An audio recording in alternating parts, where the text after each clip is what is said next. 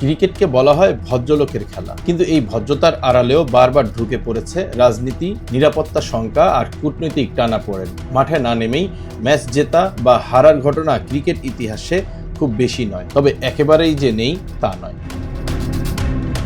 One day বিশ্বকাপ, টি-20 বিশ্বকাপ, অনূর্ধ্ব-19 বিশ্বকাপ ও চ্যাম্পিয়ন্স ট্রফি মিলিয়ে আন্তর্জাতিক ক্রিকেটে এমন কয়েকটি ঘটনা আজও আলোচিত। এই গল্পের শুরু 1996 সালের ওয়ানডে বিশ্বকাপ দিয়ে। ভারত, পাকিস্তান ও শ্রীলঙ্কার যৌথ আয়োজনে হওয়া এই বিশ্বকাপে শ্রীলঙ্কা তখন ভয়াবহ গৃহযুদ্ধের মধ্যে। টুর্নামেন্ট শুরুর মাত্র 2 সপ্তাহ আগে কলম্বোয় বোমা হামলা নিরাপত্তা শঙ্কা আরও বাড়িয়ে দেয়। যদিও সংহতি জানাতে ভারত ও পাকিস্তানের যৌথ একাদশ কলম্বোয় প্রীতি ম্যাচ খেলেছিল। অস্ট্রেলিয়া ও ওয়েস্ট ইন্ডিজ সে ঝুঁকি নেয়নি, তারা শ্রীলঙ্কায় যেতে অস্বীকৃতি জানায়। আইসিসির সিদ্ধান্তে ম্যাচ স্থানান্তর হয়নি, ফলে শ্রীলঙ্কা পায় ওয়াকওভার। কাগজে কলমে পয়েন্ট হারালেও শেষ পর্যন্ত এই দুই দলই কোয়ার্টার ফাইনালে উঠেছিল। আর ইতিহাসের পরিহাস, ফাইনালে অস্ট্রেলিয়াকেই হারিয়ে প্রথমবারের মতো বিশ্বকাপ জেতে শ্রীলঙ্কা। এর 7 বছর পর আসে 2003 ওয়ানডে বিশ্বকাপ, আফ্রিকার মাটিতে প্রথম ক্রিকেট বিশ্বকাপ। দক্ষিণ আফ্রিকা, জিম্বাবুয়ে ও কেনিয়ায় ছড়িয়ে থাকা এই আসরে ঘটে দুটি ভিন্ন কিন্তু তাৎপর্যপূর্ণ বয়কট।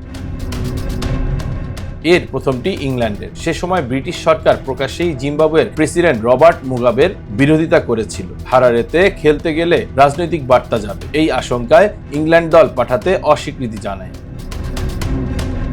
আর দ্বিতীয় ঘটনাটি নিউজিল্যান্ডের। কয়েক মাস আগেই কেনিয়ার মোম্বাসায় ভয়াবহ বোমা হামলার স্মৃতি তখনও তাজা। নিরাপত্তা শঙ্কায় নিউজিল্যান্ড নাইরোবিতে কেনিয়ার বিপক্ষে খেলেনি।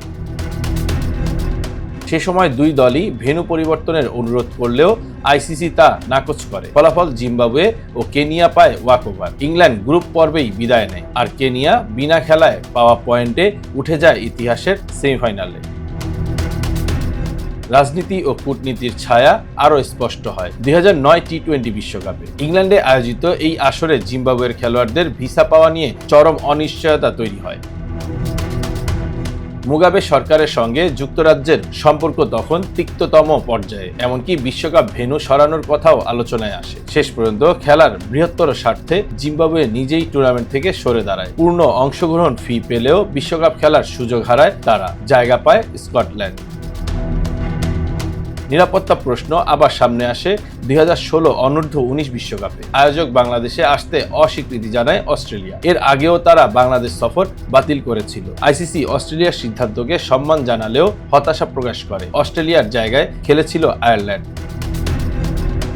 সবচেয়ে সাম্প্রতিক ও রাজনৈতিকভাবে স্পর্শকাতর উদাহরণ 2025 চ্যাম্পিয়ন্স ট্রফি। 29 বছর পর পাকিস্তানে আইসিসি টুর্নামেন্ট হলেও ভারত সরকারের অনুমতি না পাওয়ার কথা জানিয়ে পাকিস্তানে যেতে অস্বীকৃতি জানায় বিসিসিআই। শেষ পর্যন্ত হাইব্রিড মডেলে ভারতের ম্যাচ হয় দুবাইয়ে। কাকতালীয়ভাবে সেই টুর্নামেন্টটি শেষ হাসি হাসে ভারত।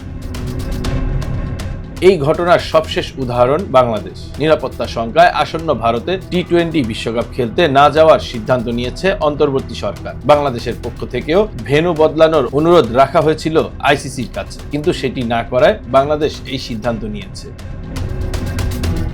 এই ঘটনাগুলো প্রমাণ করে ক্রিকেট মাঠে যতটা ব্যাট বলের লড়াই, তার চেয়ে কম নয় মাঠের বাইরের রাজনীতি। Bangla affairs news desk.